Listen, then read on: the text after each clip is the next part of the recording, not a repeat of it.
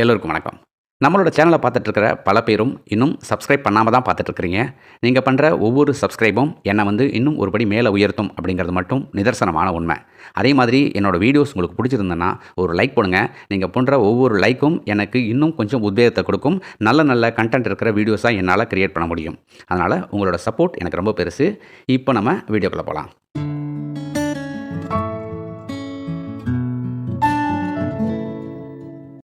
ஒரு பிச்சைக்காரன் ஒருத்தன் தான் போகிற வழியில் ஒரு வைரக்கல் ஒன்று பார்த்தான்.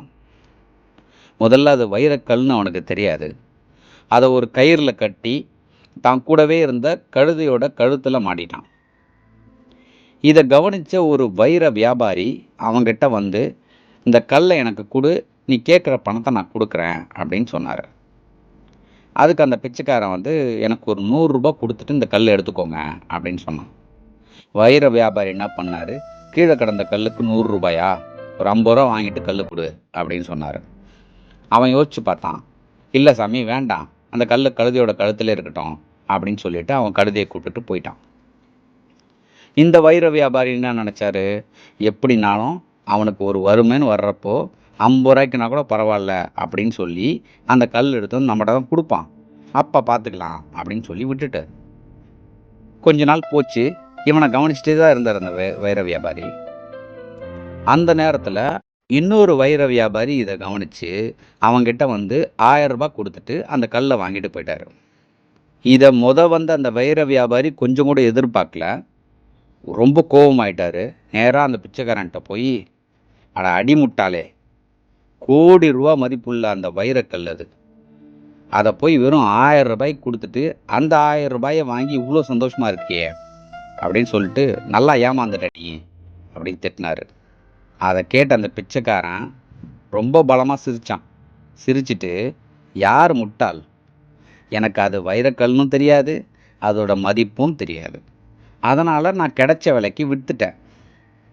அதுவும் இல்லாமல் இந்த 1000 ரூபாயே எனக்கு பெரிய காசு தான், அதனால் நான் வந்து சந்தோஷமாக இருக்கேன். ஆனால் அதோட மதிப்பு உனக்கு தெரிஞ்சும் நீ 50 ரூபாய்க்காக அதை இழந்துட்டு நிற்கிறியே, இது எவ்வளோ பெரிய முட்டாள்தான் தெரியுமா அப்படின்னு சொல்லிட்டு அவன் பாட்டுக்கு போயிட்டான். இது ரொம்ப முக்கியமாக நம்ம கவனிக்க வேண்டிய ஒரு குட்டி கதை. நம்மள பல பேர் நம்ம வாழ்க்கையில் வர்ற சின்ன சின்ன சந்தோஷங்களுக்காக அந்த வைரக்கல் மதிப்புள்ள வாழ்க்கையவே இழந்துடுறோம். வாழ்க்கையோட அழகு நாம் எவ்வளோ சந்தோஷமாக இருக்கிறோம் அப்படிங்கிறதுல இல்லை, நம்மளால் மற்றவங்க எவ்வளோ சந்தோஷமாக இருக்கிறாங்க அப்படிங்கிறதுல தான் இருக்குது. அந்த பிச்சைக்காரன் நாளைக்கு நம்மளை தேடி வருவான் அப்படின்னு அந்த வைர வியாபாரி நம்பினது தான் அவனோட இழப்புக்கு காரணம். பரவாயில்ல, 100 ரூபா தானே கொடுத்துடலாம் அப்படின்னு நினச்சி அவன் கொடுத்துருந்தான்னா அவனுக்கு ஒரு வைரம் கிடச்சிருக்கும்.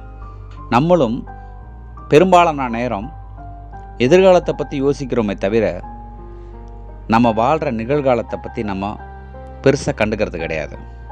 நாளைன்னு நாளையை பற்றி யோசிக்கிறோம். அந்த நாளைன்றது ஒரு வேளை வராமலே கூட போயிடலாம். நாம் நம்மளோட வாழ்க்கை வந்து ரொம்ப பாதுகாப்பாக இருக்குன்னு நினச்சிட்ருக்கோம். நிச்சயமாக இல்லை. நம்மளோட வாழ்க்கை எப்போவுமே ஒரு ஆபத்தில் தான் இருக்குது. அதனால் இன்றைய தருணத்தை இப்போவே வாழ்ந்துருங்க. மரணம் எந்த நேரமும் நம்ம பின்னாலேயே நின்றுட்டுருக்கோம். அது எப்போ வரும், யாருக்கு வரும், யாருக்குமே தெரியாது. நம்மளோட ஜனனமும் மரணமும் நம்மளால் நிர்ணயிக்கப்படுறது இல்லை.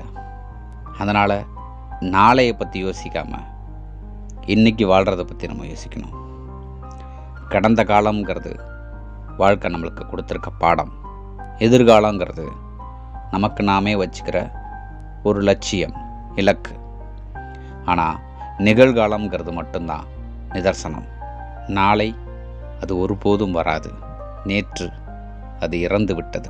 இங்கே இப்போது மட்டுமே உனக்கு எப்போதும் கிடைக்கும்.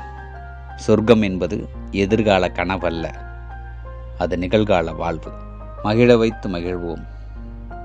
உலகம் நம்மை கண்டு மகிழும். மீண்டும் பேசலாம். நன்றி.